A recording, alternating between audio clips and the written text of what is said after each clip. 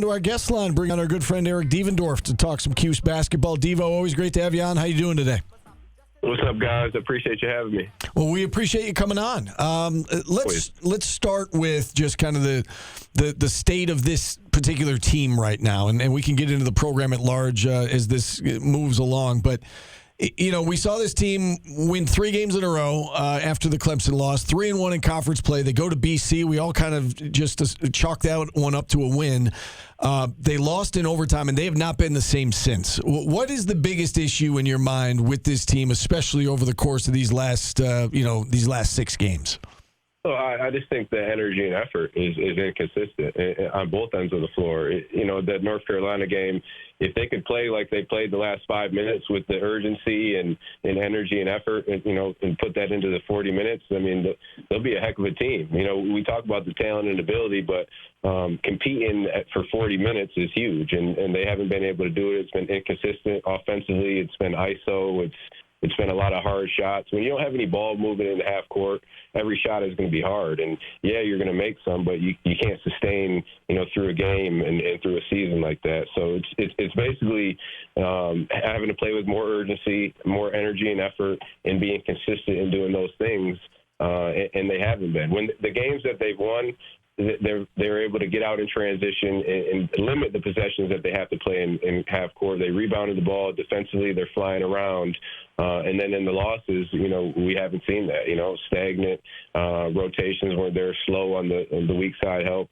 So, I mean, it just comes down to competing at a high level every single game for 40 minutes, and, they haven't been able to do that. Devo, I just most recently listened to an interview with Gino Auriemma, him talking about if it's not happening in practice, it's not going to translate to games. Like, you can't expect us to be playing at this level and come the national championship time, if we're not competing at that level in practice.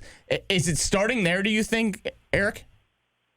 Well, absolutely. And I'm not in the practices, so I really can't say much to that. But absolutely. I mean, whatever you're practicing, how hard you're going in practice, those are the habits that you're forming. So if you're just going half speed in practice and just going through the motions, that's what's going to show up in the game. It's hard to just, have that on switch, off switch, and if you're not consistently giving that effort, in practice and in the games, and that's why you see the inconsistencies. So, like I said, I'm not in practice. I don't see what's going on. But hopefully they are, competing at a high level in practice. But right now we're just not seeing that, translate to the game. How about for you after a loss or a tough stretch during your career? Like, what were those practices like, with your teammates and trying to snap out of something like this? Well, I tell you, I said it on the podcast the other week. We'd have 2 to 3 fights in practice, every single week, just because we're competing at such a high level. And, the mentality that myself and my teammates had, Johnny Flynn, Paul Harris, and all those guys, they were going out there competing at a high level. If it was pick up, one-on-one, practice, game, whatever it is, that's just the mindset that the team had and that those guys have. So, and we love to play. We really enjoyed playing. And I think that's where it starts. When you have a passion for anything, you're going to give it everything that you got. So I'm not saying that these guys don't love the game, but they have to figure out, if they want to compete, 40 minutes throughout and give themselves a chance. We saw Donnie taken out of the starting lineup for one game, then reinserted for the North Carolina game.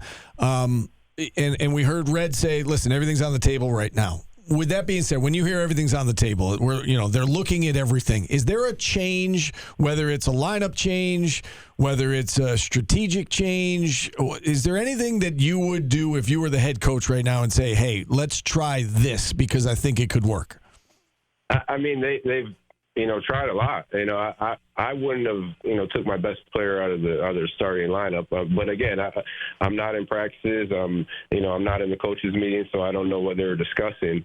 But the biggest thing is, like, when these guys go out there, they just have to give everything they got. A lot of the stuff that we're talking about, Steve, is it's redundant. It's the same thing. These last 4 losses or whatever it's been, it's been the same thing over and over. Like the effort and energy offensively has been stagnant.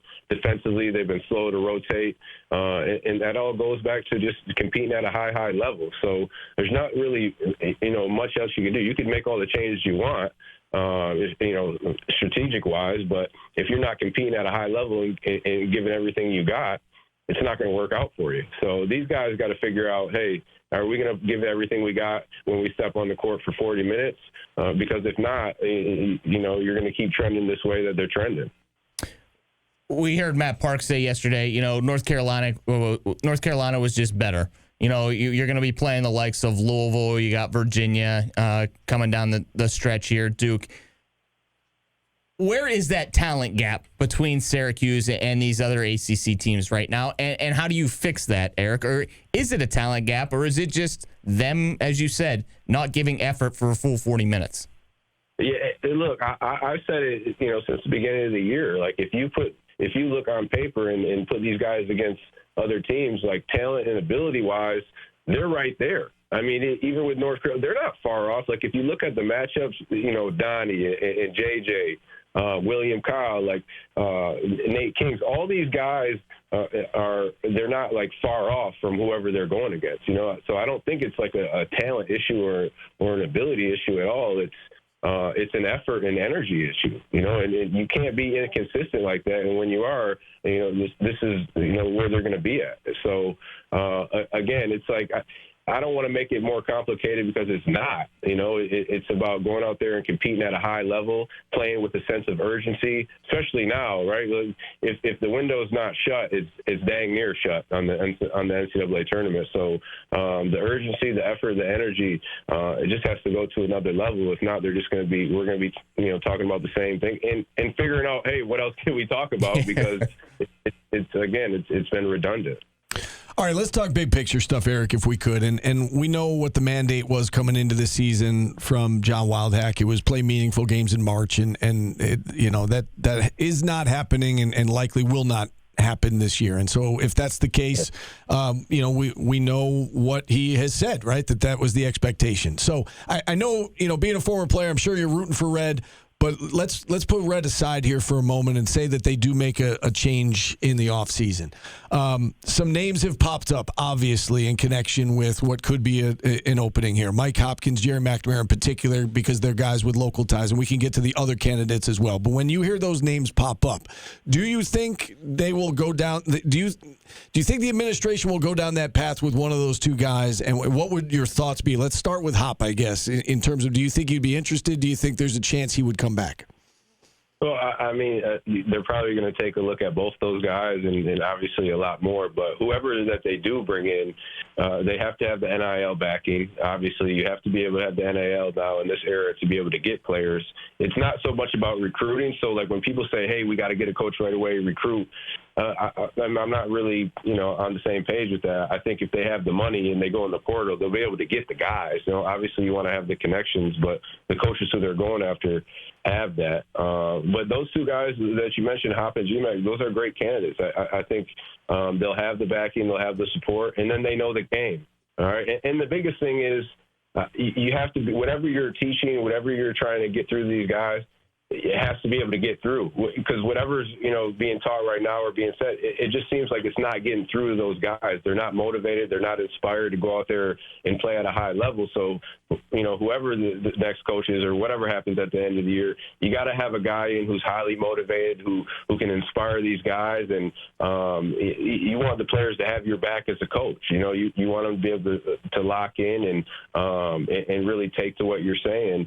So whoever they have come in, they have to have a guy who can really engage the team and get their attention. Now, when that happens, now they're really soaking in what he's teaching and what he's saying, and they can go out there and perform on the court. But having the NIL backing, and then obviously you want a great support staff. You want guys who, whatever your weakness is, you could kind of fill in for that by bringing those type of guys in and having them around you. You've seen the success that Gerry's had at Siena in a short period of time, and the question was, how is he going to be as a head coach? When you're looking at Gerry as a head coach right now, what do you see? Oh, he's doing great. Look, I've known GMAC, since 2005. I play with him. I know what type of motor he has. I know what type of passion he has, leadership skills. And then I was on staff with him. So I heard him, go through the X and O's, doing the scouts, talking to the guys, working out the guys. I mean, I knew he was a head coach before he was a head coach. You know, he knows where to put guys in positions to have success. But the biggest thing at this level, look, everybody can really play. Like, yes, you're going to do the X's and O's and stuff like that, but you know, these guys are at this level for a reason. They know how to play when they go out there. They're smart basketball players in most cases, right? You just got to be able to motivate these guys and inspire these guys to go out and play hard every single time. You know, when you lose, when you have challenges, when guys aren't having good games, you know, you got to be a coach who could find ways to, you know, push those buttons on those guys and get them locked back in. And I think GMAC has those traits. I think he showed it when he was assistant at Syracuse, and I think he showed it in the few years at Siena. And look, he took over that Siena job. They only had 3 wins the previous season, you know, so obviously he doubled that in his first year. And then right now I think they're on a 6-game winning streak. I think they just beat Iona last night on ESPN. Yeah, they did. Yeah, GMAC's been doing great, man. And then he you know what? He's doing it with not a lot of NIL money. Obviously, it's a different level at Siena, but I think GMAC has been doing a great job. I mean, he'd be a great candidate for any job. And then, you know, the other portion of this conversation is there is a faction of the fan base that says, well, it's got to be, you know, somebody outside the family. You know, you being an alum and being around the program and now, you know, covering the program with your role calling games, how would you feel about if this was a hire outside the family?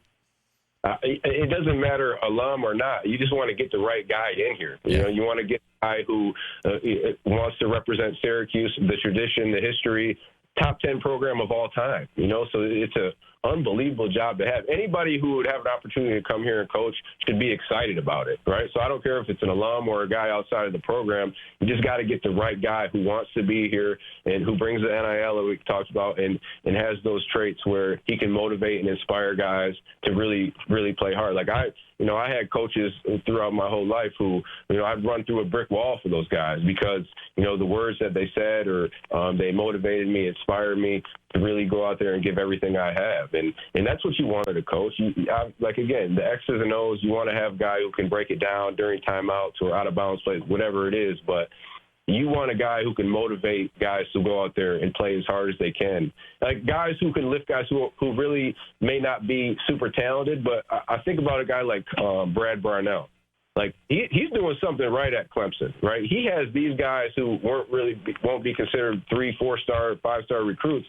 And he's got these guys the second best team in the ACC, and he's done that throughout his whole career.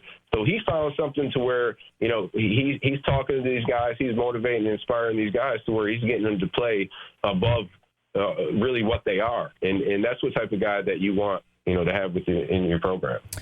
You're calling games on the ACC network and others and helping out. And I asked Steve, like, where would you rate Syracuse tier-wise as a program right now? Like, what is the word that you're getting back of where this program has been over this last decade? As far as what? As far as how much they've fallen off, or do you see it still as a top 25 program on the outset of what it used to be? Does it still have that aurora around it, so to say? As far as like for a coach to come in? Not even a coach, just as a program is this program still a top tier program on the outside looking in? Well, I mean, obviously not. You know, they haven't been ranked in the top 25 and I don't know how long, and we haven't made the tournament in you know, what is it, 5 years or something like that. So no, you can't say they are. But if you're you know, looking for the outside in as far as a coach, I definitely want to be here. It's a top, you know, 5, top 10 job in college basketball. And like it doesn't take a lot to get this program back on track. You know, it's just, again, you know, having the right guy who wants to be there, who surrounds himself with a great support staff and brings in the right players. Like, you could bring in the wrong players. They could be really talented, but they could come here because, hey, they're paying me a lot of money and I just want to get my shine on it and then, you know, go off to the NBA or transfer to another school. You need guys who want to be here because they want to be at Syracuse, they want to represent Syracuse, and they want to win at Syracuse. When you have those guys, high character guys, you're better as a team overall. It's different recruiting now. You can't. It's not necessarily the best player is going to be the best fit for your team. So when you're recruiting in the portal or whatever you're doing, you have to look at all those characteristics. Hey, does he fit with this guy? Is he a good teammate? Is he going to continue to play hard when things aren't going well, or when you have challenges out there? So it's a lot of stuff that goes into looking at players. It's not just like, hey, is he a really good player? You want him to have all those other characteristics of a high character guy. Last one, Devo, as we let you go here and we come full circle back to this game tomorrow. You've seen Virginia play. You've obviously seen Syracuse play a lot. Lay out a blueprint for us of how this is, a close game in the final 5 minutes tomorrow. Yeah, well, I mean, it's not the Virginia team that we were used to seeing. They want to get up and play fast, and they got some good freshmen. The freshman, he's 24, I think, though, so he's not really a freshman. But they got guys who could score inside. They got guards who could, drive the ball and make perimeter shots. But again, man, Syracuse has the guys. They have the ability to compete and stay in the game with anyone. It's just what team is going to show up? How hard are you going to compete? Offensively, you want to get some movement in the half court. But ideally, if you can get it and run and get ahead of the defense, we got the guys to really do that. They excel. JJ is one of the best at getting out in the open floor, putting his head down and getting downhill, and then you can space the floor and get your shooters in space and get them some open looks. And then defensively, man, just fly around, communicate, talk, bring that urgency back into we're the first 3-4 games against when you play Binghamton and those other teams. Where is that intensity at? It starts with that. X and O's, whatever you want to say. Those guys got to bring energy and effort to the court and compete at a high level. When they do that, they're going to be in every single game. Great stuff as always, Eric. We appreciate the insight. Thanks so much for coming on. We appreciate it. Awesome. Thanks, guys. All right, Thanks, Devo. Eric Devendorf joining us here on the program. We'll take a timeout. We've got Tim Leonard here in studio. We'll get to today's business. We'll talk men's lacrosse. We'll talk women's basketball with Tim. It's all on the way. Back after this on ESPN Radio.